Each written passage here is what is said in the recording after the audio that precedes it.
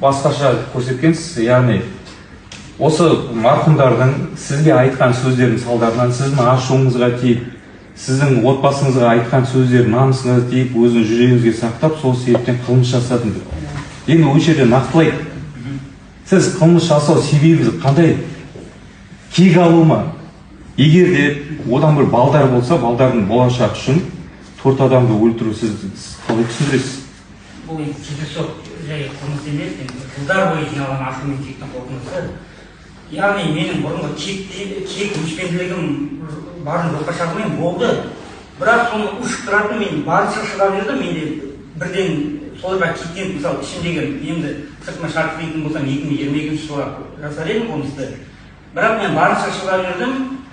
Бірақ ішінде сақтадым, ештеңе істеген жоқпын, қарсы да сөйлеген жоқпын. Айтқандарына қойдым, жарайды. Мүмкін олар дұрыс шығар деп.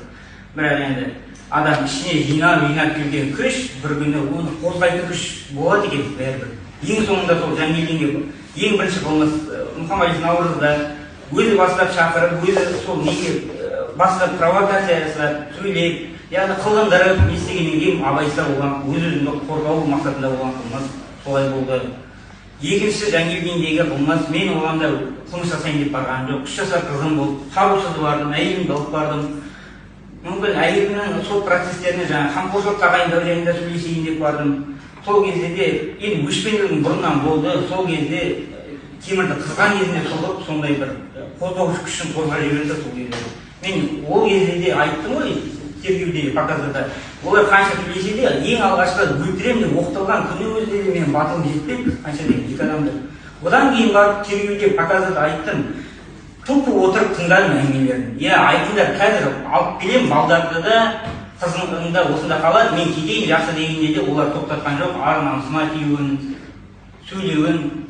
Соңына дейін олар адамды тапит етіп, до конца істеп тастауға тырысты. Сондықтан менің мүмкін жайдан-жай мен қарап кісіге қасақана жылқауына да даже зиян келтірмес едім өйткені.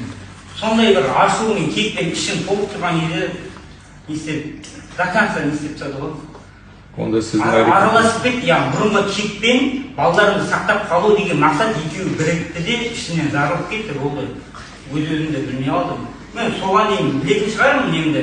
Қылмыс жасап жатқанда, яғни есіме жауапты болдым үшін керек.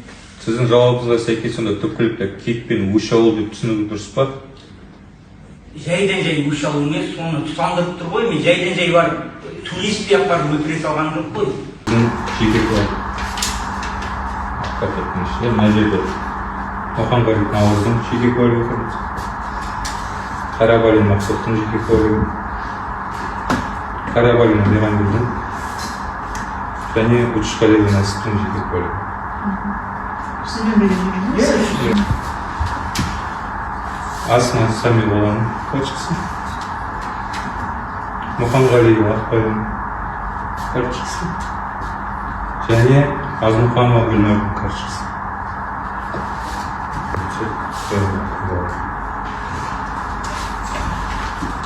Одан бөлек Заттайдардеме отырышында 15-ші тіркелген